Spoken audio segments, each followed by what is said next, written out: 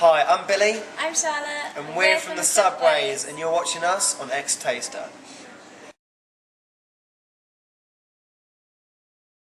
Yeah, really well actually. We've just been having so much fun because we really haven't properly toured since 2006, have we? After that, I had my throat issues and my throat surgery, and then we were getting ready to make the album.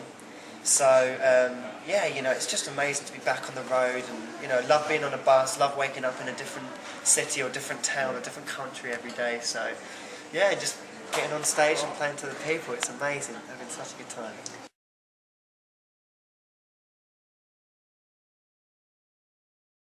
It's been amazing actually. There's this one song called Strawberry Blonde that we've only played about, it must be a total of 8 times now or something, and people obviously been YouTubing it and stuff, because there's people singing the lyrics to it already, which is just amazing.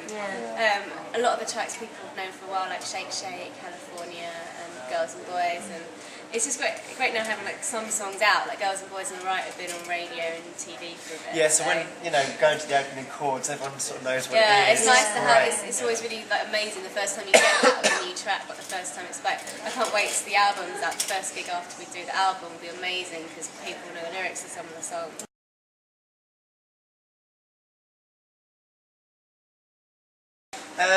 Yeah, you know, we can't wait to release it. It's been so long since our debut, Young for Eternity. 3 years actually, isn't it? So yeah, you know, just can't wait to have people like hear the songs and you know, put the album on their car stereo. Yeah, you know, like we were saying earlier, just can't wait till everyone can start singing along to the songs live. So we've been so lucky that, like, having had such a long break, which is not normal between the first and the second album. Like most people, most fans probably would have gone off, but we've been so lucky that everyone's stayed with us, and we're doing shows earlier on this year that were still selling out, and everyone was still really going for the old songs. We're really excited for the new songs, so it's just so exciting for us now to actually finally give them an album.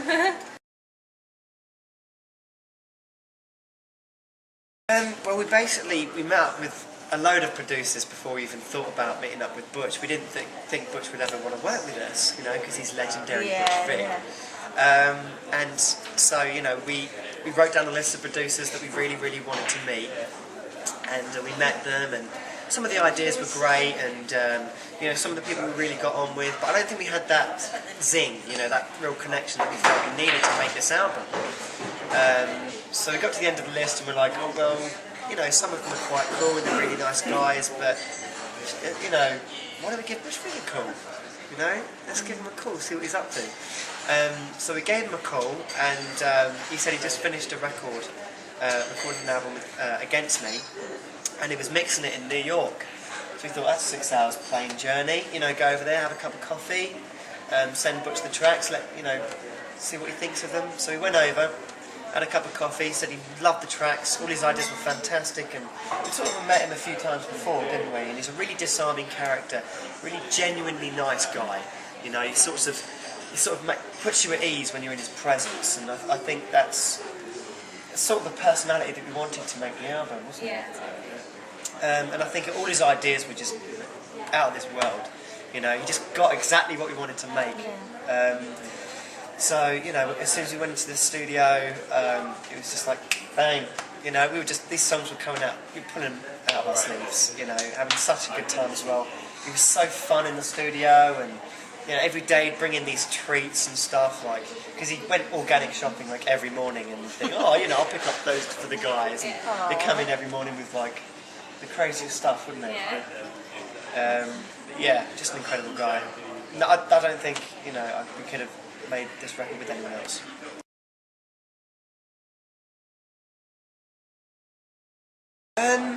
Pre-production.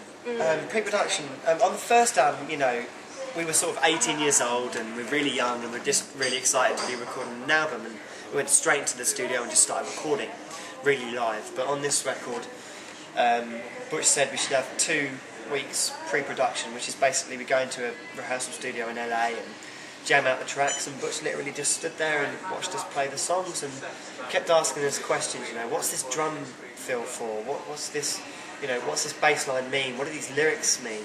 You know, what does that guitar line do? So, you know, we had a really thoughtful time discovering parts of the songs that we didn't realise, you know, subtext, and you know, he's always asking me, what does this song mean? What do you want to say with this song? And sort of creating more of an impact with the music as well, not thinking about what we were playing, but how we were playing it as well. Doing the pre-production, we just made it a lot more, I think made it a lot more pleasant experience being in the studio, because we all had like a basic idea of what we're doing with all the tracks, just went in and laid it down, and you can really concentrate, or the producer can really concentrate on the sound, and we can really concentrate on the performance. Just preparation, yeah, isn't it's great to be prepared. It's so nice to feel prepared and kind of comfortable. And then, so we're obviously quite nervous. Butch Vig is a massive producer. We're going to LA to this amazing studio, so kind of have a bit of confidence going into it, kind of knowing what each part was just fantastic.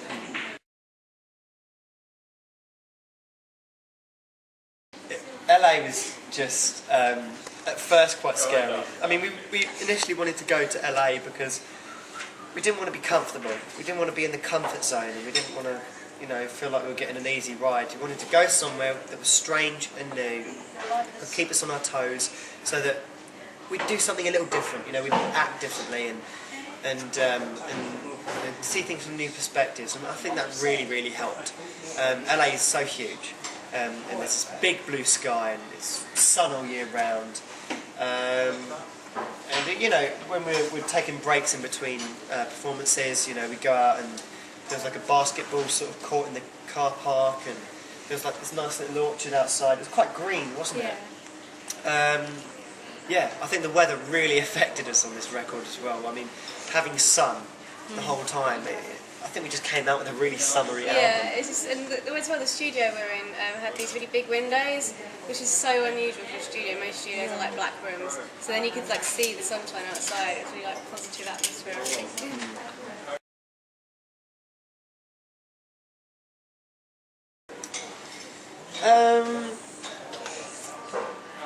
The rock. I think we really kick out the jams on this album. You know, when we made our first album, like I said, we were just young, and I think we were just really excited about making the record. But when we went into this album, we just really wanted to be loud and fun. And there's a sense of self-discovery on the album as well. We went through a lot, and we saw a lot, you know, touring the world, seeing different countries and cultures, and meeting so many new people, and building up all these stories along the way. It was like an adventure, basically. And so, because of that long journey, there was a real sense of growth and progression and evolution in the band, not just musically, but personally as well. We've grown as people, and that's reflected in the lyrics. I think a lot of self-analysis.